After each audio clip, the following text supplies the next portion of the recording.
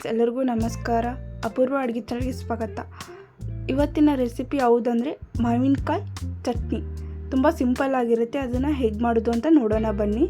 ಇದಕ್ಕೆ ಬೇಕಾಗಿರುವ ಇಂಗ್ರೀಡಿಯೆಂಟ್ಸ್: ಕೊತ್ತಂಬರಿ ಸೊಪ್ಪು, ಉಪ್ಪು, ಖಾರ, ಬೆಲ್ಲ, ಕರಿಬೇವು, ಜೀರಿಗೆ, ಬೆಳ್ಳುಳ್ಳಿ, ಶೇಂಗಾ, ಮಾವಿನಕಾಯಿ. ಇಷ್ಟಿದ್ರೆ ಸಾಕು. ಇವಾಗ ಹೇಗೆ ಮಾಡೋದು ಅಂತ ನೋಡೋಣ.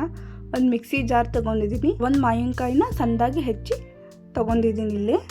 ಇವಾಗ ನೆಕ್ಸ್ಟ್ ಇದಕ್ಕೆ ನಾನು ಶೇಂಗಾ ಏನು ಜಾಸ್ತಿ ಬೇಕಾಗಿಲ್ಲ, ಇದು ನಿಮ್ಗೆ ಆಪ್ಷನಲ್ಲು. ಟೇಸ್ಟ್ ಚೆನ್ನಾಗಿ ಕೊಡುತ್ತೆ ಅನ್ನೋ ಕಾರಣಕ್ಕೆ ನಾನು ಶೇಂಗಾ ಹಾಕಿದ್ದೀನಿ ಒಂದು ಸ್ವಲ್ಪ.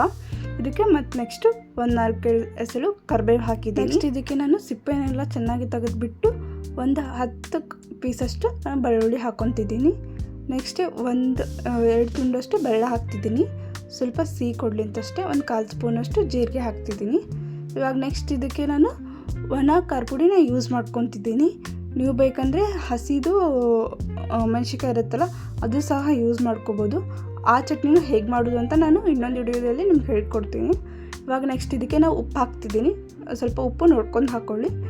ಇವಾಗ ನೆಕ್ಸ್ಟು ಕರಿಬೇವಿನ ಸೊಪ್ಪು, ಇದನ್ನು ಚೆನ್ನಾಗಿ ತೊಳೆದಿಟ್ಕೊಂಡಿದ್ದೆ, ಸೊ ಅದನ್ನ ಡೈರೆಕ್ಟಾಗಿ ಹಾಕ್ತಿದ್ದೀನಿ.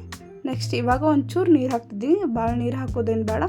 ಇದನ್ನ ತುಂಬ ಸ್ಮೂತಾಗಿ ರುಬ್ಬೋದೇನು ಬೇಡ, ಸ್ವಲ್ಪ ತುರಿತರಿಯಾಗಿರಲಿ, ಅಂದರೆ ತಿನ್ನೋಕೆ ಚೆನ್ನಾಗಿ ಟೇಸ್ಟ್ ಕೊಡುತ್ತೆ ಬಾಯಲ್ಲಿ. ಸೊ ಹಾಗಾಗಿ ಇವಾಗ ನಾನು ಒಂದು ಬೌಲ್ಗೆ ಸರ್ವ್ ಮಾಡ್ಕೊತಿದ್ದೀನಿ. ಚಟ್ನಿ ಕೂಡ ತುಂಬ ಟೇಸ್ಟಾಗಿ ಬಂದಿದೆ. ಒಂದು ಬೌಲ್ಗೆ ನಾನು ಸರ್ವ್ ಮಾಡಿ ಇಟ್ಕೊಂಡಿದ್ದೀನಿ. ಇದಕ್ಕೆ ಒಂದು ಸಿಂಪಲ್ ಆದ ನಾನು ಒಗ್ಗರಣೆ ಮಾಡ್ಕೊಂಡಿದ್ದೀನಿ.